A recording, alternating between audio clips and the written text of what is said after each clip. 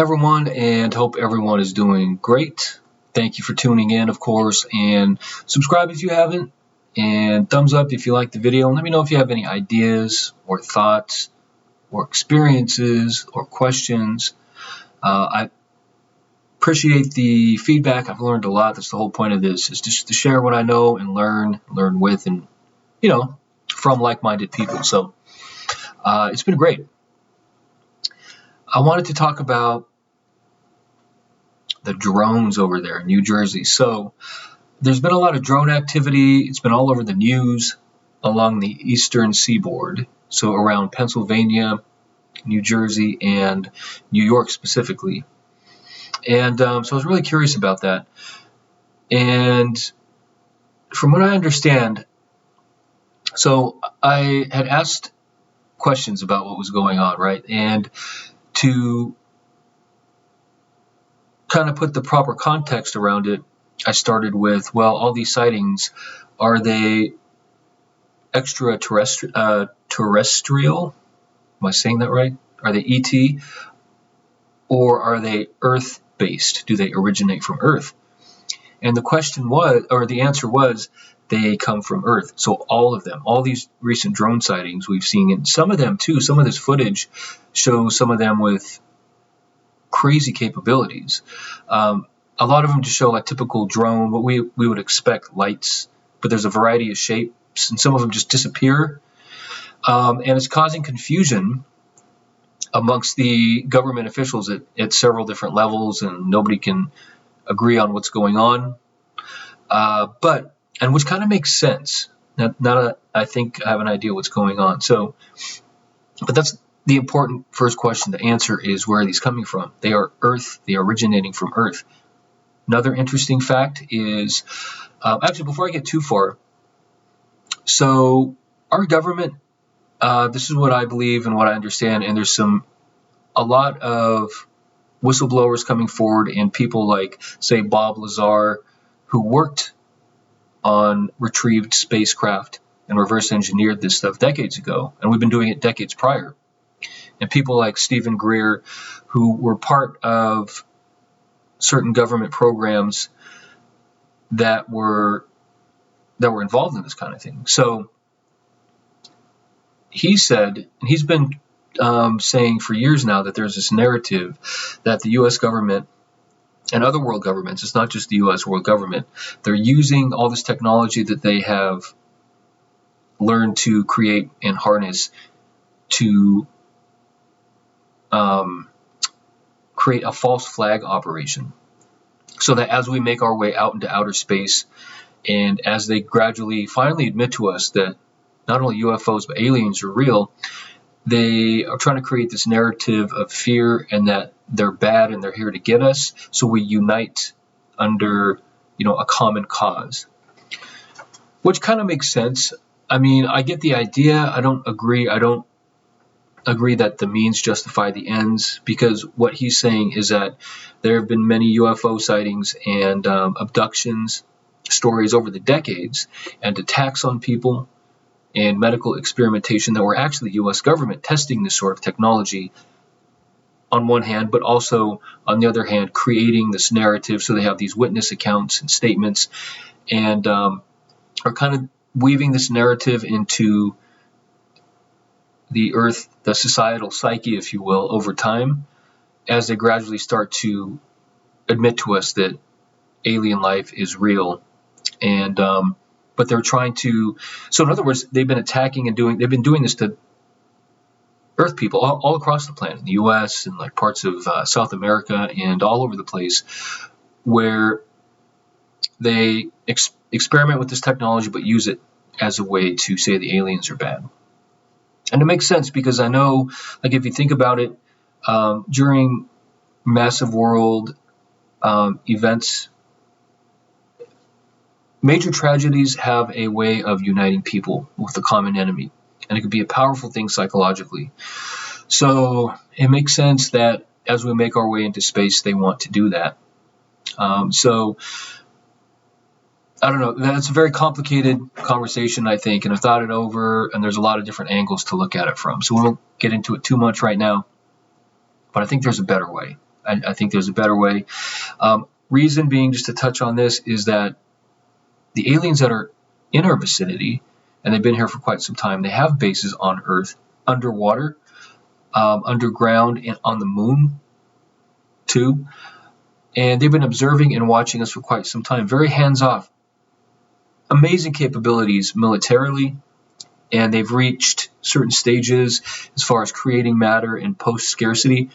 We're just now creating matter here. We just learned how to do that, believe it or not. I did a video that touched on it about 20, 30 years ago, at least when they admitted that they first created matter and understand that process. So once you do that and you can tap into zero-point energy, you can source infinite energy, infinite power at any magnitude. So for destructive military purposes, or you could create matter for infinite resources, and we're no longer limited by these things here on Earth. So these civilizations have done that. There's some really old ones out there, and they're the ones who've been talking to our government the past few decades as we make our way into outer space.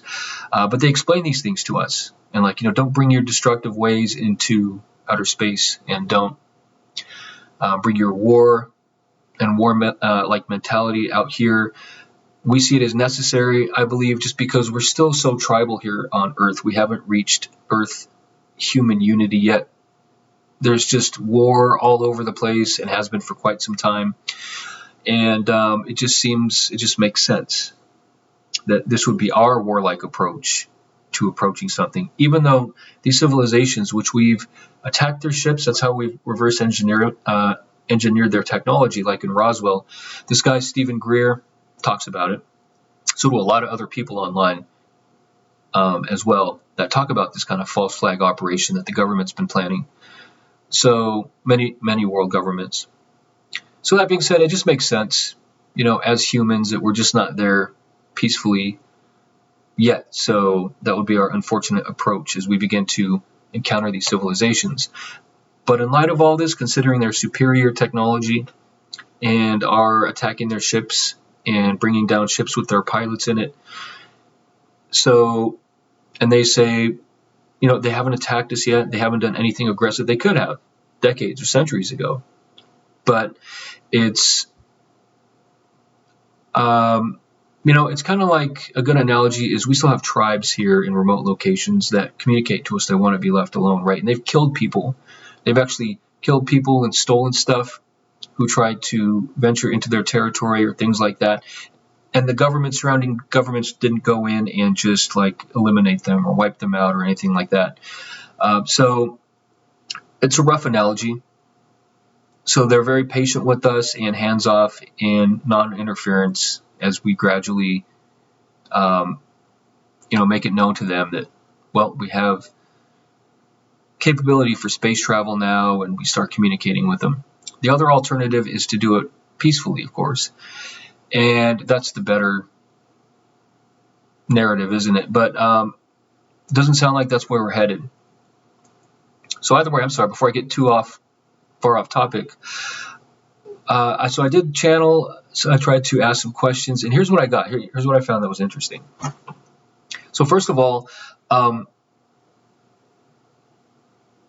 over 90% of sightings and abductions and everything, including abductions and cattle mutilations and experimentation and alien visitation, everything that falls under that banner of alien activity, UFO activity, even UFO sightings, over the past 50 to 75 years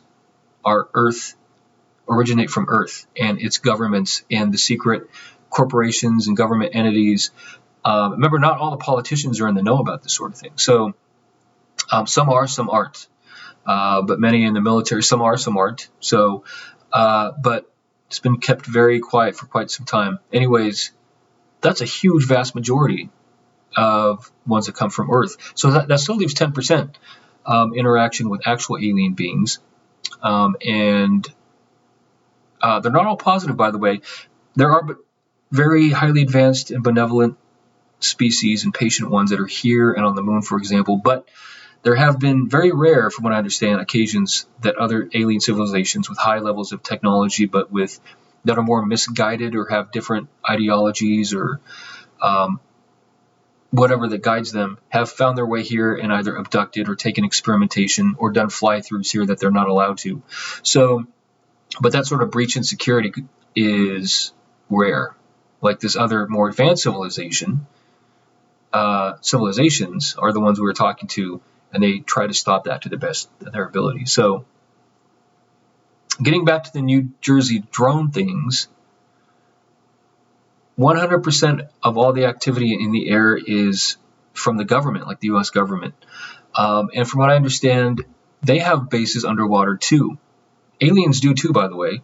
And there have been recent videos about this sort of thing, and even congressional hearings about people speaking to that sort of thing. But the U.S. government has also built underwater bases where they can launch drones and spaceships with amazing technology.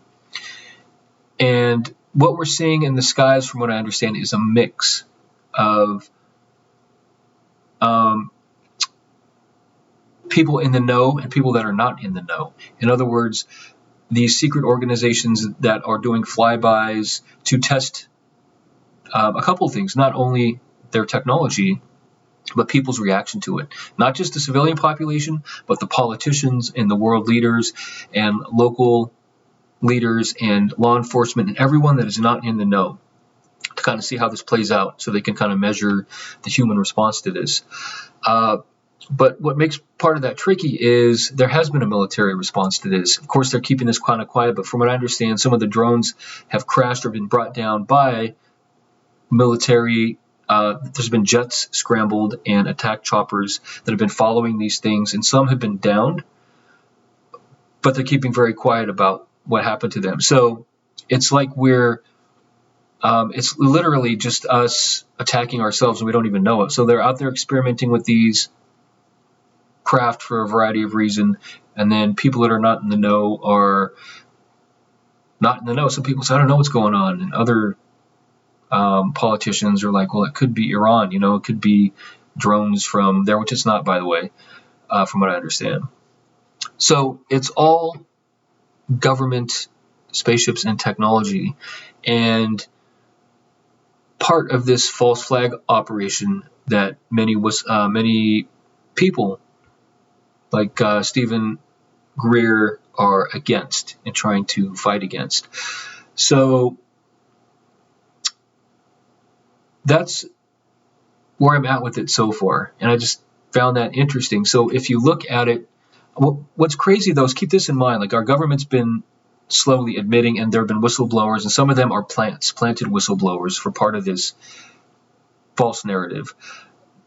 But either which way, they're still telling the truth about, yeah, UFOs are real and so are aliens, but they're just building up to this negative narrative about it. So when you see some of this activity, and some look like typical drones that we would expect the military to use, some don't. Some just disappear, and some have lights, and some don't. And some have been doing some amazing stuff in the sky. So there's like a mix of ones that are actual military or privately owned drones by corporations, in conjunction with the military, that are out there trying to figure out what's going on with these drones that are also from secret military organizations that are testing their ability to navigate drones. And some have even brought down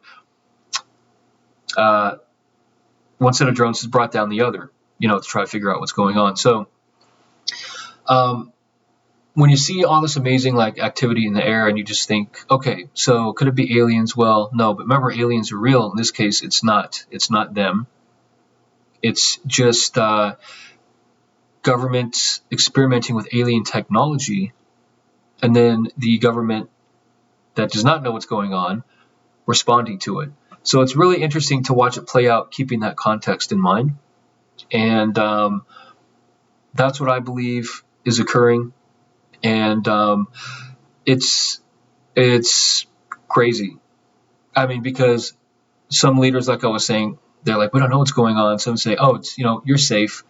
But how could you know if we don't know what's going on? But then again, they don't tell us everything anyways, clearly. So, well, that's basically it. So that's what I wanted to share, and we'll see how this continues to play out. But I think over the next, I'd say 5 to 10 years, it's going to be really exciting, because this sort of thing is going to be occurring more and more. And we'll see, as this negative fear, kind of war-minded narrative starts to manifest, there will be people who push back against it that are also in the know. So I think this is a very exciting time, and hopefully it works out for the best, and we'll see. So anyways, thank you for watching, and we'll see you later.